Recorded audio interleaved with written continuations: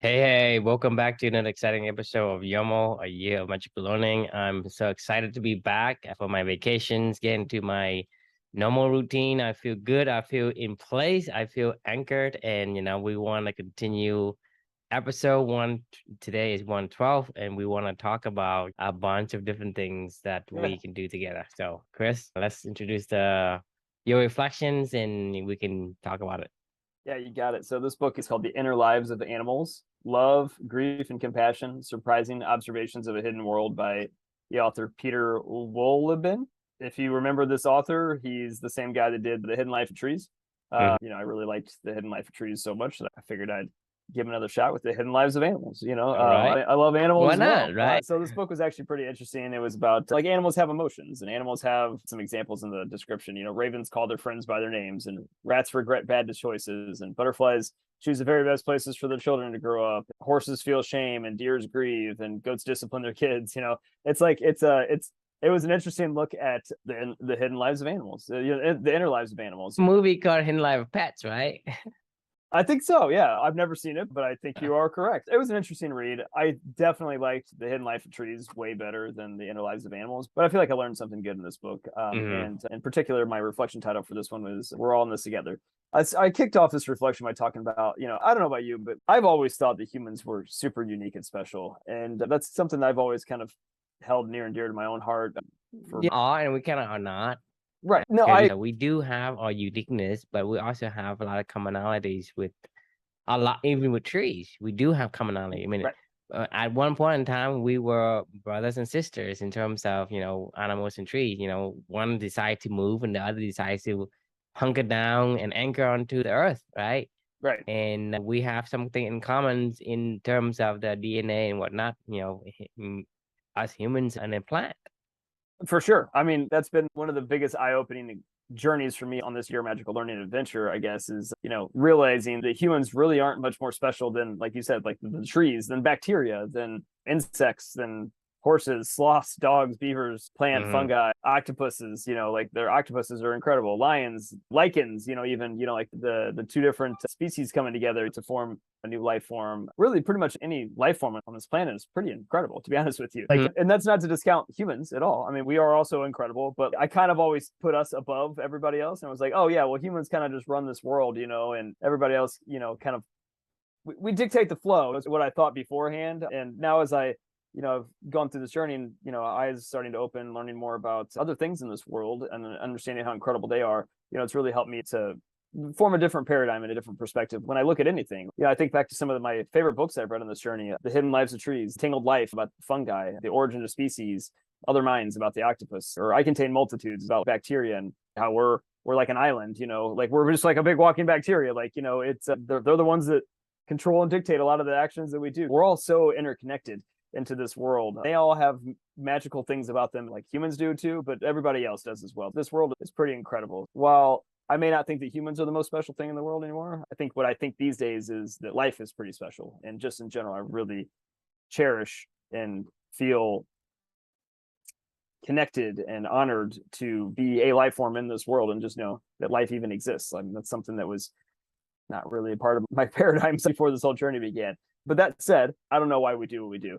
Obviously, you and I both know we talk about this all the time. What I do know is, and what I'm discovering through this whole entire process is that, every single thing in this world has a purpose, whether it's a living being or a non-living being. This has even been a new expansion for myself recently of inanimate objects. Like every single thing in this world has a purpose, in my opinion, personally. And also, every single thing that has a purpose is also interconnected with each other in this grand experiment and mosaic of the world that we live in, right?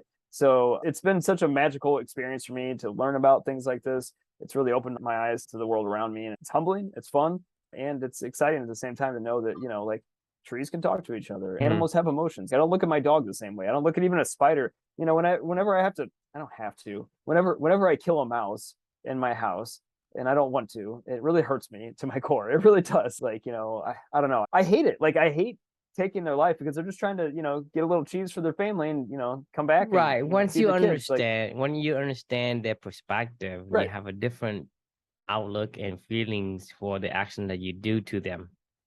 Right. We're all in this together. That's what the title is. Like, look, they got to eat. I got to eat. As long as we don't encroach on each other's territory, that's fine. As long as they don't destroy my world, then I'll let them do what they want to do. We used to give them fair warning, right? Say, hey, this is my house. Get out of my yard, squirrel. Right. I have a number of squirrels that goes to my yard and just destroy my plants, which like for me, it's like I don't mind you using my yard. You can pick up all the acorns you want. There's nothing for you to eat in my plants. Don't kill my plants. So to me, it's like, hey, squirrel, I'm not telling you not to come to my yard, but at the same time, hey, there's boundaries you need to Right. respect because I'm not putting food in the plant. There's food for you. Right? Go eat the Right. food that's there, right? Right. There's food that I left out for you. You eat that one. Why are you messing with my other stuff? To me, it's like I'm kind of like in that struggles right now. I feel your pain. In a happy world, we all get along and we're interconnected with each other. And I guess that was really the lesson of this particular one is, I'm for the rest of my life excited to learn more about the purposes and discover the purposes of the other things around me and to learn how to be a better team player, all around for the time that I have here and understand how connected we are. I wrote at the bottom of this one, we all only have one shot at life, so let's make it as magical as possible. And it's a pretty magical world that we live in. So that was the reflection from this one. It was a little sappy, but animals really kind of make me sappy. I mean, we went to the zoo on Saturday with Luca, and man, it's just really cool when you like, you go there and he fed a giraffe, these little guys are doing their thing, and the rhinos are farting and pooping right in front of you with their big old butts, and the elephants were getting massaged and bathed by everybody as they walked by, and the lion was just lounging out on his big old rock asleep in the middle of the day. He started roaring at one point in time, and it was pretty cool. The roar was just so deep, and you're like, shit, if I saw that guy in the wild, I'd be like, if there was no barrier between me and him, I would be like, that is the most intense looking animal ever. I mean, they're just so big and physical, and you could just tell like it has like this don't mess with me kind of, like just visual. Yeah. I mean, it's even the snakes. We went through like the little desert area, and like they creeped me out, but I was like, I found myself asking Felicia, I was like, why do snakes exist? Like, what is, there's got to be a reason. Like, why do these creepy little slithering, dudes exist and live in the desert? I don't know. I'm sure they're there for a reason, but I don't know the answer to that one. I even found myself having a little respect for the snake, Anyway, I'll stop babbling at this point. Yeah, the thing is, with the reflection reminds me of when you talk about the beaver, right? Right. I mean, the thing is, we don't know because we haven't taken the time to look into. We're talking about the beaver on the surface. What is beaver good for? You think about it. What is They're beaver rodents. good for? You're talking about just like you talk with the squirrel. They're a rodent. Right? They're rodents, and they chop down your trees, and they haul the trees, and they flood our crops. Yeah, exactly. And so you ask your questions on the surface, like when you don't know anything about beaver, you ask the questions. These guys are good for nothing. They're just nuisance. Right. So you get rid of the beaver, right? What happened to the ecosystem? It completely broke down. I mean, you have wildfires in California because some of the ecosystem was taken away. And so like in multiple layers, in multiple ways that we don't know, that we, even human, rely on these ecosystem, and the chain of animals that is in the chain is able to connect and bridge that and allow us to have an environment where we can all thrive. Because until we did something to that beaver, right? Until we did it, then we knew the effect. But now we don't. We look at the snakes, right? We don't know because we didn't kill them yet. Once we kill them all, then we say, well, oh, gee, we should have killed them because we didn't see the things changes. Like imagine you kill all the butterflies, right? For whatever reason, there's a movie called, remember that movie with the bee with Jerry Seinfeld? The life of the bee, bee's life, or no, that's a bug's life. Yes, but it's not. Jerry Seinfeld was a bee, and then they work for the honey and the nectar, and they go and they sue somebody in court, and then they have to return all of the honey, and then all the flowers start dying and all that. So these people don't know the effect until the action has caused tremendous changes. And so that's to me is there is so many ripples that we cannot foresee this until it happens. I can't remember. There was some book I want to say it was either the one about the octopus or I Contain Multitudes, actually.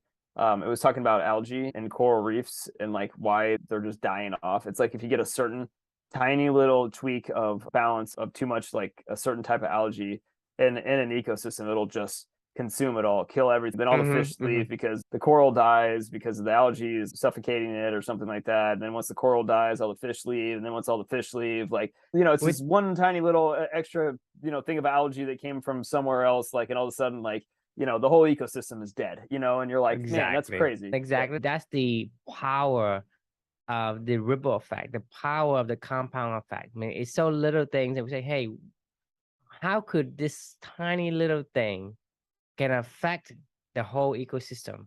Right. We talk about the butterfly flapping its wings, like enough butterfly flap its wings, it's going to cause a monsoon on the other side of the world. Those kind of effect, we don't know until we see the effect. And so to me, there's a lot of unknowns that we don't know. We're saying here, what are snakes good for? Well, apparently the purpose of a snake is to keep pests such as rats and mice in check. I should probably throw one in my attic. Instead of me killing the mouse and feeling really bad about it, I'll just let the snake do its thing. Catch mosquitoes, mosquito is good for other animals, whether you're talking about lizards or whatever. I mean, imagine if mosquitoes are gone. Yeah, mosquitoes are bad, but without mosquito, lizard might not be able to survive, and then no lizard. And there's so much things that we think is insignificant, but enough of them will create a disaster. Mosquitoes are pollinators. Mosquitoes transfer pollen from flower to flower as they feed on nectar, fertilizing plant. What? I didn't know that. Yeah, because most people are asking what are mosquitoes useful for, right? But I'm telling you, there are many hidden purposes of these animals that we don't know. Only until we can look into them that we know. Just like we're talking about the hidden life of trees and the fungi, the network of the fungi. We don't know what these guys are supposed to contribute to our ecosystem until we either learn about them or we get rid of them and suffer the consequences. Right. I would prefer to learn about them and say, hey, you gotta have a purpose. So let me look versus I don't see any purpose. Let's get rid of it. Right? Yeah. Get rid of you. Each other up, right? I mean, like figure out how you can, help trees become the best trees they can be, and help, it's no different than helping True to help be the best True he can be, I mean, it truly is like, it really is remarkable. I can't remember. Do you have a dog? Yeah, I have a dog. I forget. Like you have like a small dog, don't you? I have a poodle mix Maltese. Okay, so how old's your dog? Out of curiosity.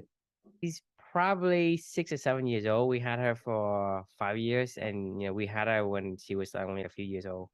Gotcha. Okay, so you got a 6 or 7 year old dog. Like she's midlife at this point in time, roughly, right? Yes. My dog is. I call 15. Her an old lady. well, my dog is 15. She's really an old lady, right? My dog is an old lady because she's the kind of dog that has shorter lifespan than a normal dog. Fair enough. My dog is getting really old these days. She is, I love her to death. She was the first family member, I would say, that we added to our family between my girlfriend at the time, who's now my wife, 15 years ago, decided that was our first big couple experiment. It was getting an animal together when we were in our early 20s, right? Right. It feels weird to say getting an animal. Like we invited a dog into our family and we all have lived our lives together, I mean, she's a part of our family. I mean, I think your life are much more, I guess, better in a way from a relationship and emotional perspective for having that dog. Oh, for sure. 100%. Like where I was going with this though, is like during this journey and with, the reflection that I'm sharing here, like I honestly, I often find myself just looking at my dog and thinking, what is she thinking? I mean, I know she's thinking something. Like, I mean, I can see when she's pissed. I can see when she's happy. I can see even when she's old, I can see when she's just tired and she's like, guys, just leave me alone, and I can also see when she's kind of scared, where she's like getting old and she's like, I don't understand. I mean, I can't really see anything these days. I can't really hear much these days. I feel like I gotta go to the bathroom all the time these days. I mean, just like old people, right? And that's why. So I guess in a way, kind of intrigued about these movies, like the B movie that I refer to with Jerry Seinfeld, The Secret Lives of Pets. and Yeah. many other, like it's like, it's like, hey, from the animal's perspective kind of movie, because it's I guess it makes us curious, and we are pretty excited to learn of the things that we say, well, we took for granted. I just wish she could talk. I wish she could somehow figure out language. I don't understand it because I know that she understands. Like that's the thing is like I know that I can talk to her and I can communicate to her and she Hmm. communicates to me, but she communicates in a different language, obviously than what I communicate. Yeah, it's And because you need to learn the language that she knows, whether that's some kind of a signal or sign language or whatnot. right. And so she probably communicate. We just don't understand it. Yeah, I mean, she's probably saying to us, she's probably talking to her buddies, when she goes to the park, and she's like, "Man, I wish I could just, I wish they would just bark at me." You know what I mean? Right, yeah, my human pets, My human pet. I mean, to be fair, like she doesn't work. She has a nice shelter over her head. She gets fed, twice a day regularly. She's and I'm not like a 1,000-day turkey, a 1,000-day turkey or something like that. She's part of our family. I mean, she gets all the privileges of living here, and She's probably your master. yeah, I jokingly told Felicia one time we were out on a walk, and this is like, man, when this whole journey started, and my head was in just a totally different place. When I finally started to get out of the rubble, a little bit Mhm. of the blast, and and the curiosity was coming back in my life a little bit. It was probably I remember this moment. It was about 6 months into this whole entire experience. I think I had just read The Hidden Life of Trees or something like that. It was Right. like one of those kind of books where I was thinking about animals and just seeing things differently in general. My wife and I were on a walk, and I saw this human walking a dog on a leash.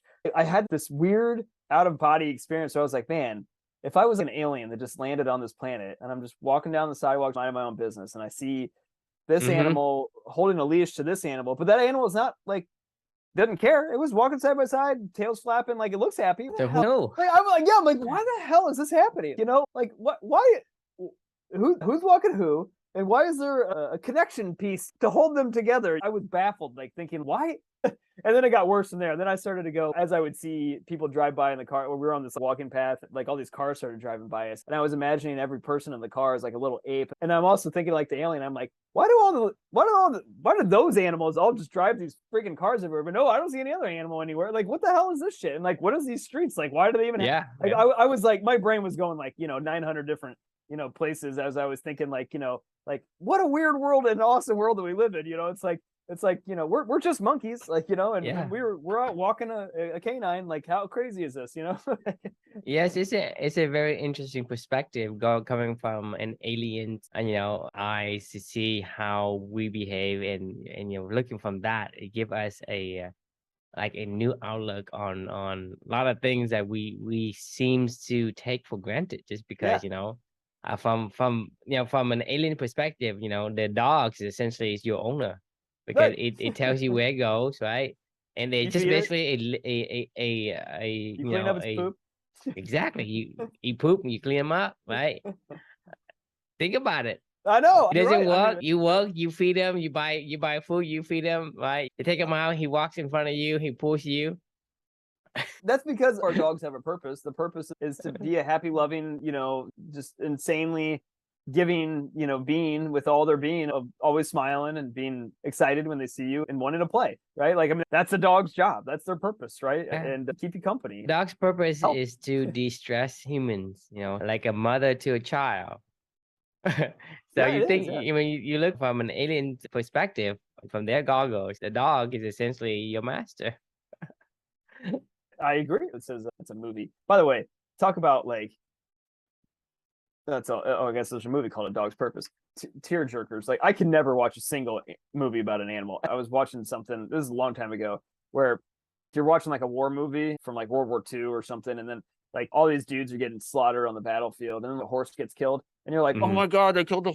You're like, I can't believe they just killed the horse. But Ah, you're watching just people get slaughtered everywhere, and then I feel so bad about the horse. And there's just something yeah, about people them. dying everywhere, and then suddenly somebody chop off the legs of the horse, and the horse fell down, and then it's like, oh my god, somebody killed a horse, Right. and Yeah. why is there 100 people to get killed?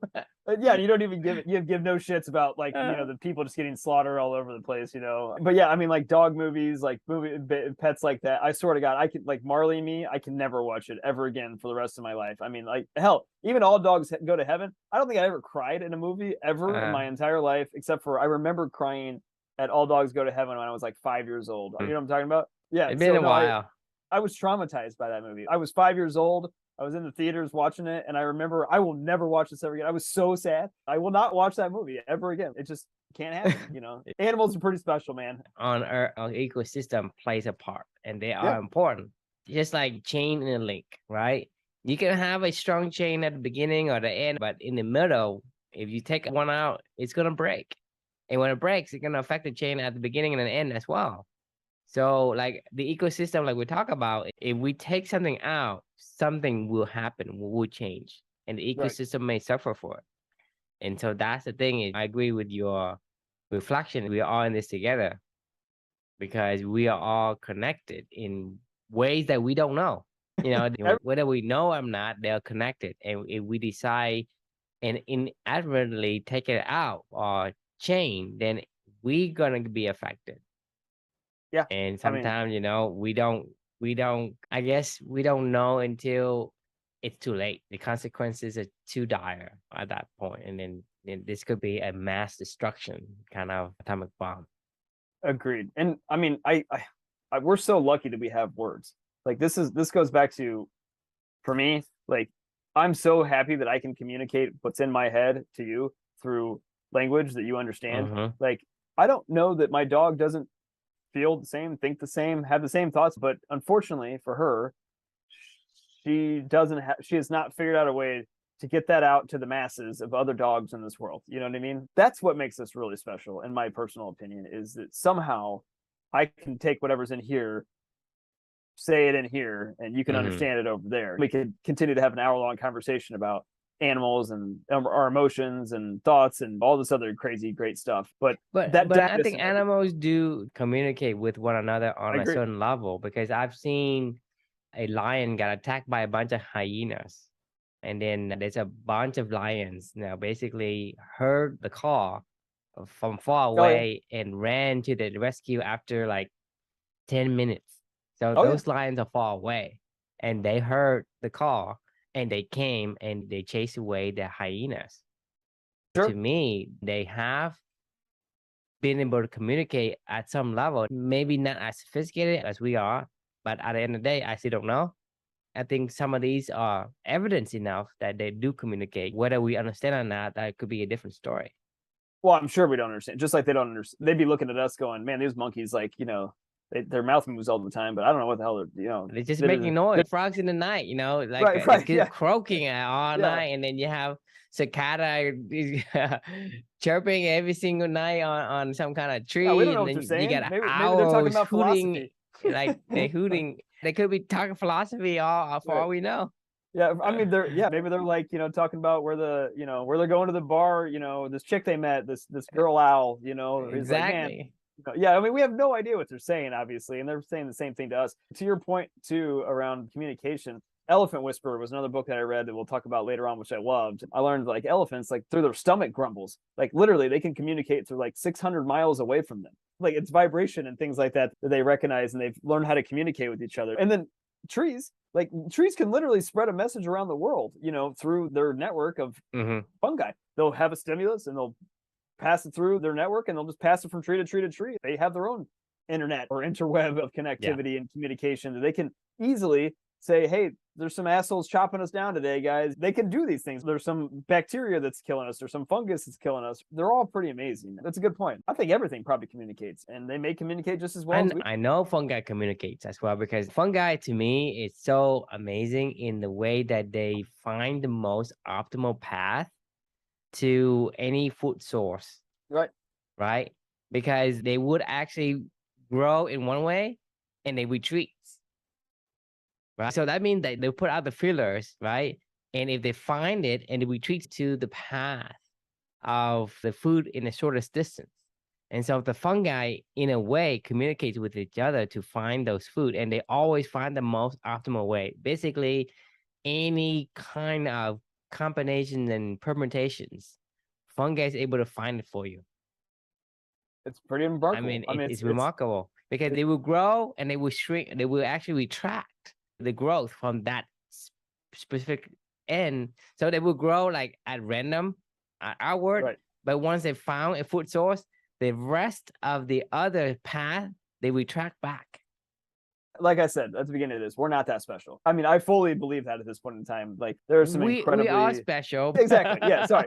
We are not abnormally special. Everybody's abnormally special, you know, and we're all interconnected in this whole world. Yeah. And like, why my dog may not live as long as we don't live as long as trees do. We are like, all special. We just not the only one that is special.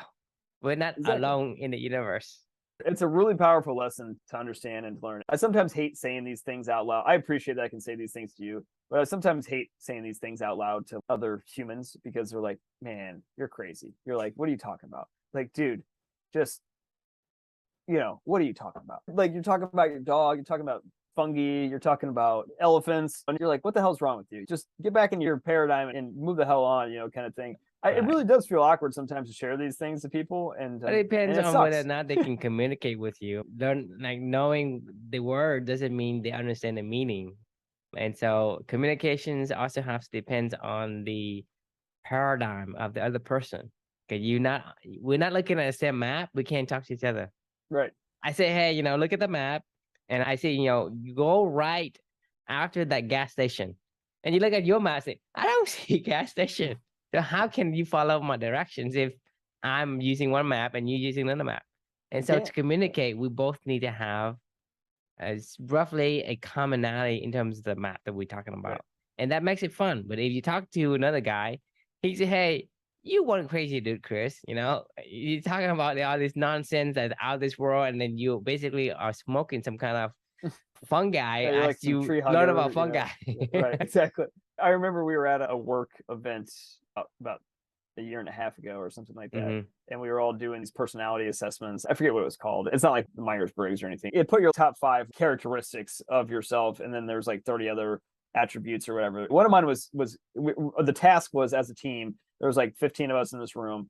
The task was to share your top 5, you know, characteristics that were applicable to you. One of mine was connectedness, right? And like, and I started to say these things of like, you know, I think the trees can talk. I think, like, you know, blah, blah, blah. And I know that people around me were going like, you know, just like face palm, like, what the fuck is wrong with this guy? You know? And I'm like, what planet are you on? I mean, and I'm like, I don't know what planet you guys are on, but like, this is like, if you don't see this, then you're an idiot, you know? I'm like, what do you guys care? Like, all they care about is like business, work, whatever, you know. I'm like, guys, like, stop and take a look at the castle around you, because this shit's pretty amazing, you know. Like, and don't take it for granted, you know. It's pretty cool. So anyway, all right, that's enough for me for this one. Yeah, like I said, we don't know a lot of stuff, so we need to look into things and not make assumptions of saying, you know, mosquito has no purpose or things that you don't understand. Like I say, we can do a lot of harm by not seeing through to the ripple effects. Anti-fragile, you know, first do no harm, right? Rule number 1 of like, if you don't know what somebody else's purpose is and you don't know it for sure, then the question we can leave with everybody is, what ways can you challenge yourself to better understand the world around you? Open up your paradigms and open up your mind to all the beautiful life around you. So drop your comments in the comment section, and we will see you all tomorrow. Sounds good. We'll see you next time. Bye-bye.